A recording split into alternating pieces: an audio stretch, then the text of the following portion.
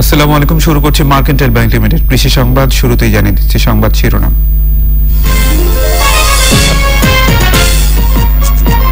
দিনাজপুরে আমনের ভালো ফলন, ধান রক্ষা ও পোকা দমনে উদ্বুদ্ধকরণ সভা।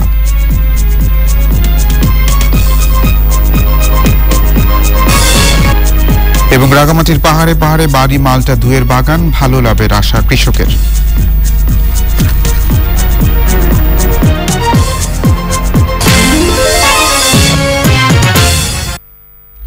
হৃদয় হোসেন আমন্ত্রণ জানাচ্ছি কৃষি সংবাদে। সংবাদ শিরোনামগুলো জানাচ্ছিলাম। এখনকার সংবাদ আয়োজন একই সঙ্গে চ্যানেল আই অনলাইনের লাইভ টিভি এবং চ্যানেল আই অনলাইনের ভেরিফাইড ফেসবুক পেজেও সরাসরি প্রচার হচ্ছে।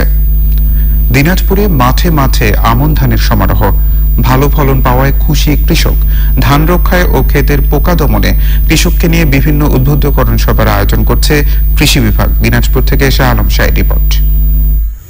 দিনাজপুরের কৃষক এবার উচ্চ ফলনশীল বৃধান 34, 49, 57 ও 62, সন্না, সুমন সন্না, গুটি সন্না, হাইব্রিড এসিআই 1 ও 2 জাতের ধান আবাদ করেছেন। কৃষক জানান, মৌসুমের শুরুতে ক্ষেতে মাজরা পোকা, গাছ ফড়িং সহ বিভিন্ন পোকা আক্রমণ করে। সঠিক উপায়ে কীটনাশক প্রয়োগ ও নিবিড় পরিচর্যায় ক্ষতি কাটিয়ে উঠেছেন তারা। বর্তমানে খুব ভালো ধান আছে।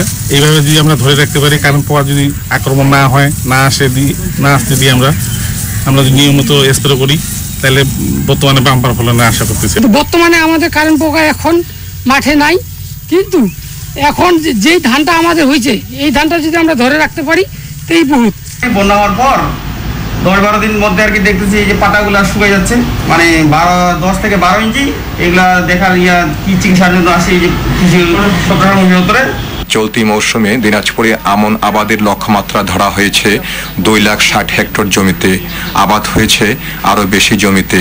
পোকা দমনের জন্য ইউনিয়ন স্কোয়াড তারা কাজ করছে এবং আমাদের এখানে যারা কর্মকর্তা আছে তারা সার্বক্ষণিক এটাকে মনিটর করছে। যদি আর কোনো দুর্যোগ আমরা ফেস না করি, তাহলে আমি আশা করছি যে আমাদের গতবারের থেকে এবার উৎপাদন ভালো হবে এবং বাম্পার ফলন আমরা পাবো। দিগন্ত বিস্তৃত এই ধান খেতে জানান দিচ্ছে, এবার এ অঞ্চলে আমনের ভালো ফলন হওয়ার সম্ভাবনা রয়েছে। শেষ অবধি সার ও সেচ নিশ্চিত হলে এবং আবহাওয়া অনুকূলে থাকলে আর কয়েক সপ্তাহের মধ্যে এই সোনার ধান কৃষক ঘরে তুলবে, এমনটাই মন্তব্য করছেন সংশ্লিষ্টরা। দিনাজপুর থেকে শাহ আলম শাহী, চ্যানেল আই। আগামী 3 বছরে দেশে পেঁয়াজের উৎপাদন 10 লাখ টন বাড়ানোর উদ্যোগ নিয়েছে কৃষি মন্ত্রণালয়। ভিডিও কনফারেন্সে বাংলাদেশ কৃষি গবেষণা ইনস্টিটিউট আয়োজিত গ্রীষ্মকালীন পেঁয়াজের মাঠ দিবসে প্রধান অতিথির বক্তৃতায় কৃষিমন্ত্রী বলেন, গ্রীষ্মকালীন পেঁয়াজ চাষীদের বীজ, উপকরণ, প্রযুক্তি সহ সব ধরনের সহযোগিতা দেওয়া হবে। কৃষি ঋণ যাতে প্রকৃত কৃষকরা পায়, সেজন্য কমিটির মাধ্যমে নিয়ন্ত্রণ করা হবে। অনুষ্ঠানে জনপ্রশাসন প্রতিমন্ত্রী ফরহাদ হোসেন এবং কৃষি সচিব মোহাম্মদ মেজবাহুল ইসলাম ভিডিও কনফারেন্সে অংশ নেন।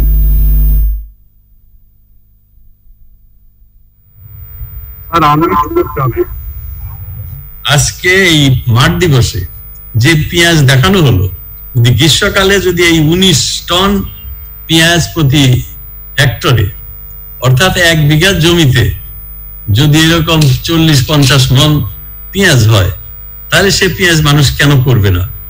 আমি মনে করি মেহেরপুরের মানুষ, এটা আপনারা শুরু করলেন পথ প্রদর্শক। রাজশাহীর গোদাগাড়ী উপজেলায় ঋষিকুল ইউনিয়নের আমতলী ঝিকরাপাড়া ধান কাটা ও মাঠ দিবস হয়েছে।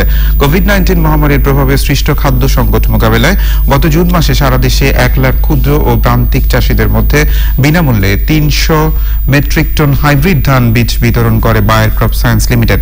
ধান কাটা উপলক্ষে আয়োজিত মাঠ দিবসে উপস্থিত ছিলেন গোদাগাড়ী উপজেলার কৃষি সম্প্রসারণ অফিসার কৃষিবিদ মতিয়ার রহমান। এবার মার্কেন্টাইল ব্যাংক লিমিটেড কৃষি সংবাদ বিরতি, আর বিরতির পর থাকছে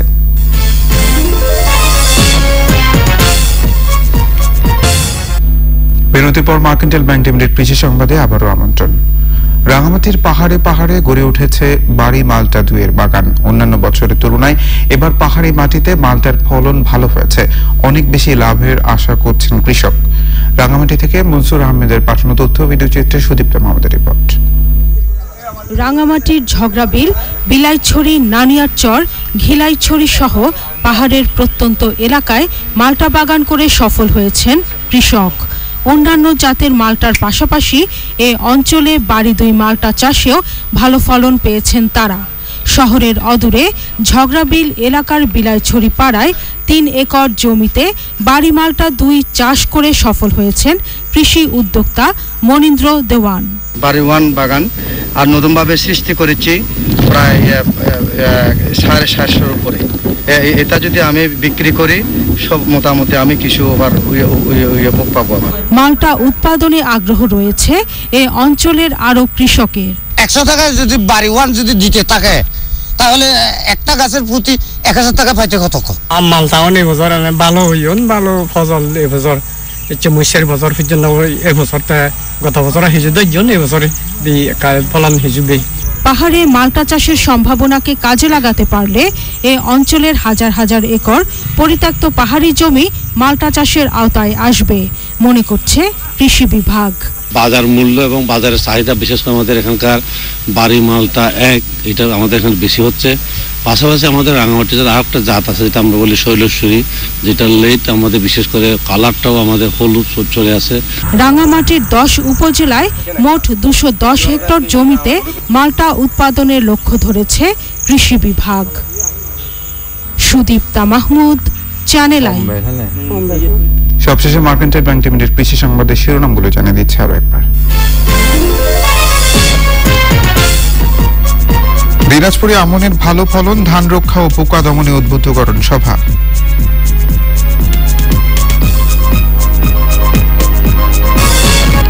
এবং রাঙামাটির পাহাড়ে পাহাড়ে বাড়ি মালটা 2 বাগান, ভালো লাভের আশা কৃষকের।